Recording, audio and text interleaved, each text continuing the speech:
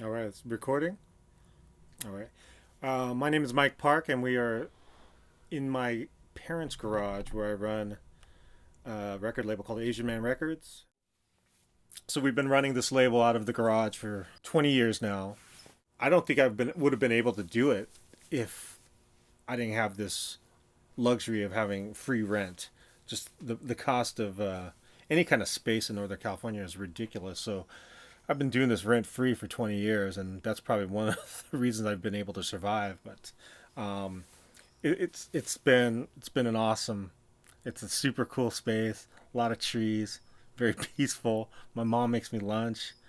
Can't ask for anything better.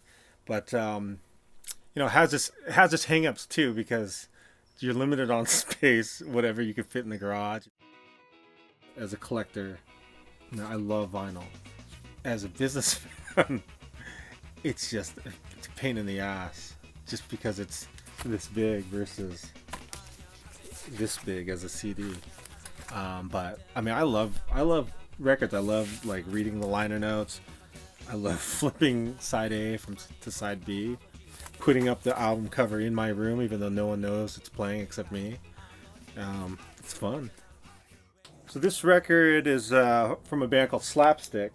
They're from the Chicago suburbs, Elgin area, and I credit this band for really everything, all the success of the labels from this one band. They were they were also super young, like high school, just graduated high school age, and they were the biggest band in Chicago in that punk scene, whether it was punk or ska. I mean, like if we're talking about the mid '90s, ska punk was so big, so everybody in the punk scene, you were going to ska punk shows too, and this was, I would say, the best and biggest band of that era. Um, just fantastic, fantastic band. Anyways, this record originally just came out on CD. It was it was too long to fit on one record, so this is a reissue. It's a double LP.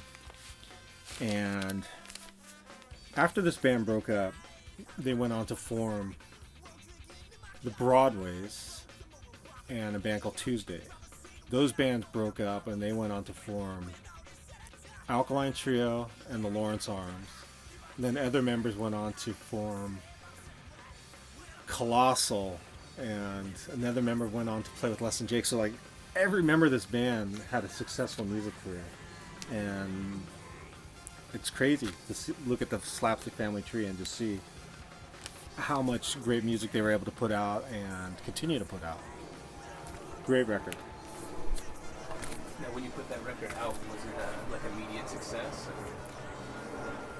Yes. This is a no-brainer. Automatically, very well received, and every kid wanted it. And this is back when people bought music.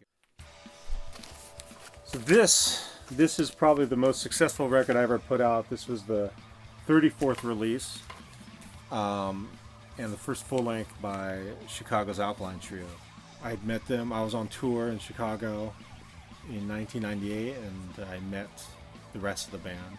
They were actually playing a house show in Chicago, and I went to the show, and that's when I fell in love with the band.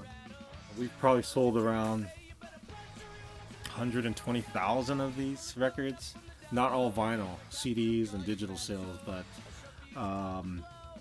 this was the record that really, I think I was, this is, as a fan, this is the record I listened to most. I went through a good year. As soon as I got to work, I would just push play on the CD player, and this was in the CD player.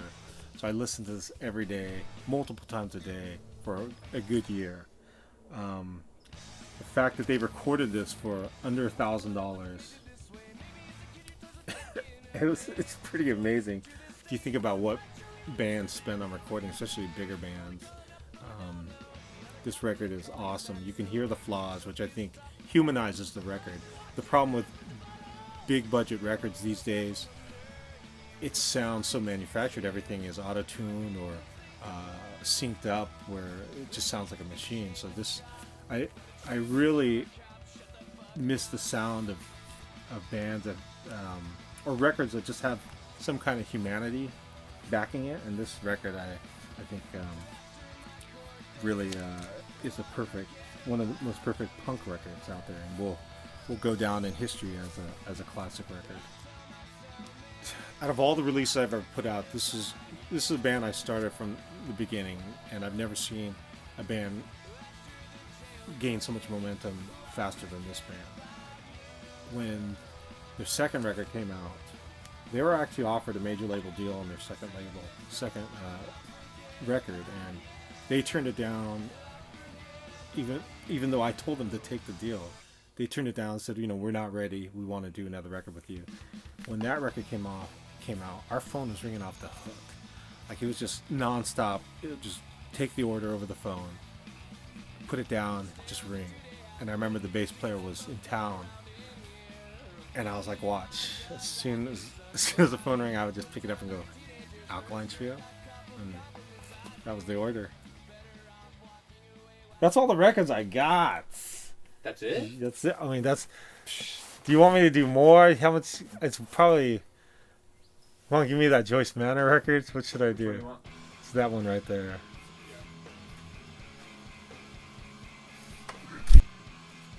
So as the label went from the beginnings to like the 10-year mark, I'm realizing, like, man, a lot of the records aren't selling like they used to, or the new records especially, and I just kind of realized I was putting out records by just friends. So as I got older, my friends got older, we're putting out these bands that were just old, and just, kids don't buy records for these old guy bands. And so I'm 47 now, so back then I'm getting in my late 30s.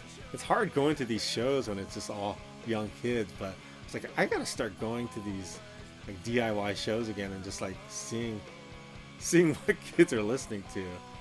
And one of the bands that I met was this band called Joyce Manor. I actually had played a show in San Pedro, California. This DIY show, a generator show off a cliff. I played with Matt and Kim before they were super rock stars in popularity. Super nice people, but I needed to go to the airport, and I asked, hey, can anyone drive me to the airport? And high school, the singer, when he was in high school, he's the one who drove me to the airport. And so I totally don't, I remembered that, but I didn't know it was him. And then years later, I went and saw his band play, and he came up to me and said, hey, I was that kid that drove you to the airport. And that's how we started talking. And I ended up being able to put out their first two records, which this band is super duper popular, but also they're just good people. Just be able to put out these records that are affecting young people and kids are super stoked about. It's awesome to be a part of as you get into your twilight years. Is that almost in a sense a bit of the motivation, is to bring people that joy, or to help other people or other artists kind of realize their dreams? Or Yeah, I think when you're able to connect with the artist and become friends with them, and then to see their success, and when you go to the shows and see the crowd going crazy and just singing every word, it's like, whoa, just to know that you were part of that in a little way, it's pretty cool. I mean, I'd much rather it be my own music if you're stoked about, but hey, I love it whenever an artist is successful, whether it's after they leave my label or while they're on the label. I'm super excited for that. And yeah, it's a cool thing. Most labels, you destroy stuff that doesn't sell. I have a hard time just throwing stuff away because you just become emotionally attached. But we have stuff that has been sitting in here for 20 years that's never sold, and I just can't throw it away. I slowly give it away, but I should. If I was smart, I would just destroy it. Hi, this is Mike Park with Asian Man Records, and you've been watching Phonographic Memory.